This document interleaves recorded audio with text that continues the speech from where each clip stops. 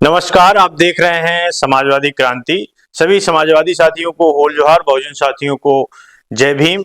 आज हम आपको बताएंगे कि जाति जनगणना क्या चीज है। आज तक कांग्रेस के नेहरू से लेकर मनमोहन सिंह तक, भाजपा के अटल बिहारी वाजपेयी से लेकर नरेंद्र मोदी तक ओबीसी की जाति आधारित जनगणना क्यों नहीं कराया। बहुत मजेदार बात है। वर्तमान भाजपा की केंद्र सरकार ने सुप्रीम कोर्ट में जाति आधारित जनगणना न कराने का हलफनामा क्यों दिया? क्योंकि दोनों मनवादियों की पार्टियां हैं और दोनों को पता है, दोनों पार्टियां जानती हैं कि ओबीसी की जाति आधारित जनगणना कराने से केंद्र के पास जनसंख्या का डाटा उपलब्ध रहेगा और प्रतिनिधित्व संबंधित कोई भी केस हाई कोर्ट या सुप्रीम कोर्ट में जाने पर वह जनसंख्या का डेटा पेश करने को कहते हैं। जातिवाद जनगणना होने पर मजबूरन केंद्र को वह डाटा देना पड़ेगा, जिससे ओबीसी के प्रतिनिधित्व की लड़ाई और भी मजबूत होगी। ओबीसी वर्ग की आर्थिक और सामाजिक और शैक्षणिक स्थिति क्या है, यह जानकारी जो है वो सार्वजनिक हो जाएगी। ओबीसी वर्ग शिक्षण संस्थाओं और नौकरियों में कितने प्रतिशत है, उच्च शिक्षा एवं प्रोफेशनल शिक्षा प्राप्त लोगों के कितने प्रतिशत हैं, वह चीज सबको मालूम पड़ जाएगी।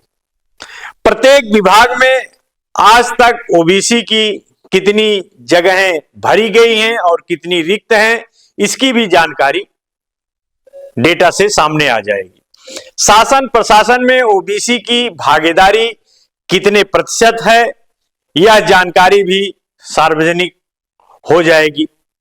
ओबीसी वर्ग की कौन सी जातियां अधिक पिछड़ी हैं, उनकी आर्थिक, सामाजिक और शैक्षणिक पिछड़ेपन की सबको जानकारी हो जाएगी। डाटा क्लियर होने के बाद ओबीसी की संख्या निश्चित हो गई तो भारत के बजट में ओबीसी के विकास के लिए ओबीसी की जनसंख्या के अनुपात से बजट सुरक्षित रखना पड़ेगा। ओबीसी की जाति आधारित जनगणना हुई तो ओबीसी वर्ग की गरीबी व बेरोजगारी का आंकड़ा भी सामने आ जाएगा। यह भी पता चल जाएगा कि ओबीसी वर्ग में कितने प्रतिशत लोग गरीबी में जीवन जी रहे हैं। केंद्र सरकार को ओबीसी के लिए अलग से बजट की व्यवस्था करनी पड़ेगी।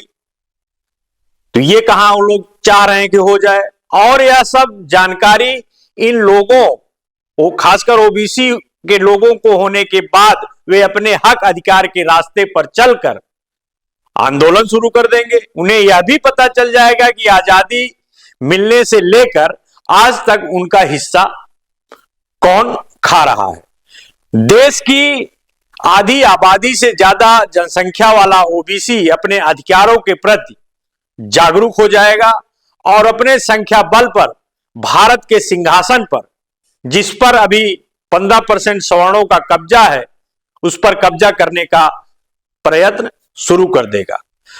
तब वह सेकुलर बनकर कांग्रेस के साथ और हिंदू बनकर भाजपा के साथ ना जाकर ओबीसी बनकर एससी, एसटी, एसटी माइनॉरिटी को एकजुट करके भारत की सत्ता पर कब्जा कर लेगा।